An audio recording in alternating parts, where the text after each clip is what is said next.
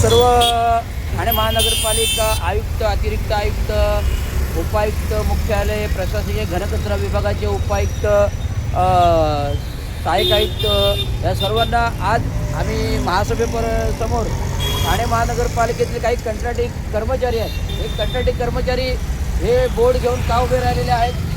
तर उपमुख्यमंत्री साहेब, खासदार साहेब, महापौर, उपमहापौर, सन्मानित नगरसेवक, नगरसेविका जनतेचे कष्टाचे घामाचे पैसे ठेकेदारांच्या घशात जाऊ देऊ नका अशा प्रकारचं फलक लावून त्यांनी त्यांची भूमिका महासभेपुढे मांडण्यासाठी त्यांच्या फलकाद्वारे उभे आहेत.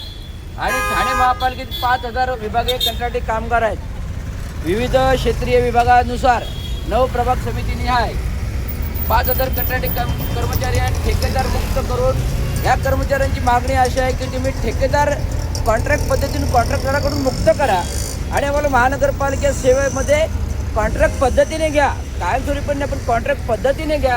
आणि जो ठेकेदाराला तुम्ही टेंडरद्वारे पैसे देताय त्याच्यामध्ये ठेकेदार काय करतो, 28,000 देणं आहे प्रत्येकाला.